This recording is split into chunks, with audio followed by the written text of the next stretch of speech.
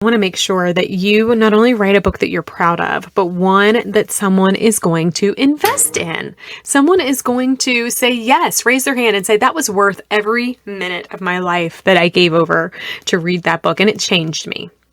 So what I've done is I have broken the Write to Your Reader framework into 3 parts. Each of these parts are really pivotal. I'm going to give you a highlight on each of them today. The first part in the Write to Your Reader framework is the manuscript. The second part is the book, and I'm talking physically the book. And the third part is the action. So let's take a minute and let's break apart each of the 3 parts of the Write to Your Reader framework. And remember, this is something I share exclusively in my Empowered Writer program that is a signature program of the Empower PR group. So if you want more details, you can always reach out to learn a little bit more about that. But let's start with part 1, which is the manuscript. So this is where people are, where you might be right now, where a lot of people typically come to me. They've got something that they've already drafted. That manuscript's already kind of packaged up, or they've taken a stab and written a couple of pages. They have an idea, maybe an outline. Either way, we're focusing on the written word at this point because, quite frankly, it's the most impactful section if you want to write a book that will sell. And to do that, if you want to do that, you have to write a book that will leave an impact. And to do that, I tell people all the time, you just have to write a good book. You want to make sure you write a good book, that the content, the manuscript, the message, all of that's interwoven, and it's just a stellar book.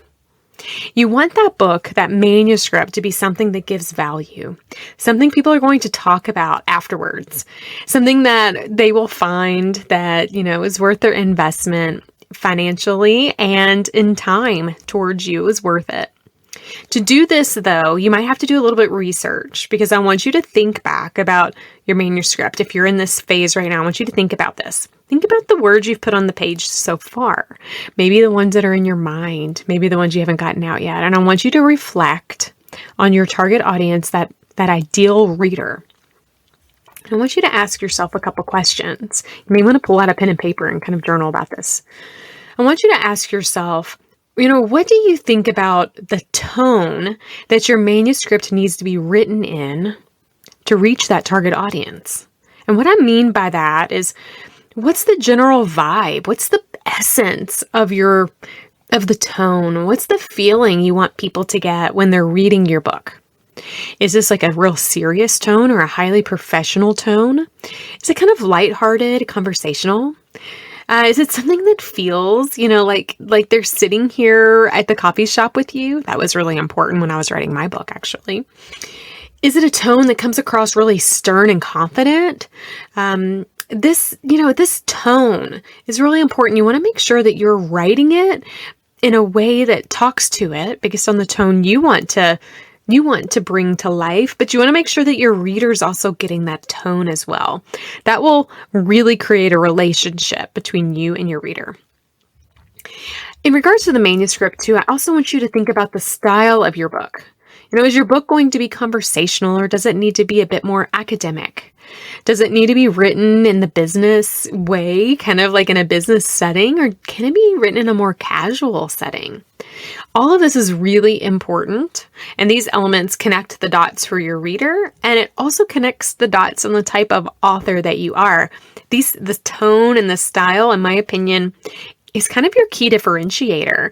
You could be writing about a very similar topic that somebody else is, but when you do it through this unique tone and style, it's going to make you stand out. So it's really important that you figure out kind of what that is and what kind of energy you want people to have when they walk away from it. The third thing I want you to think about when we're talking about part 1 on the manuscript is your book length.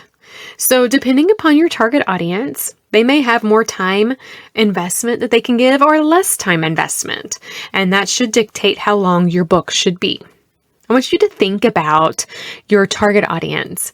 Do they have the capacity to sit down and read a 150,000 word, they're both long, book, or is their life a little more hectic and maybe a 40,000 word book would make more sense?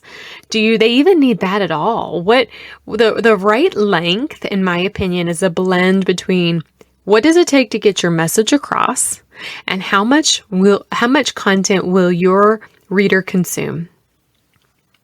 I also want you to take a look at your competition because this might give you some good ideas and see what other books are out there and how long are their books. Are some books longer than others? And that'll help you start to evaluate really how much time investment your ideal audience, your ideal reader will put into something.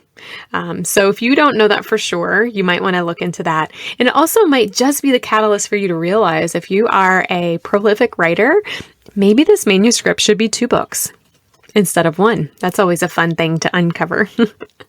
So take a peek at your manuscript, and I want you to look at it through that lens.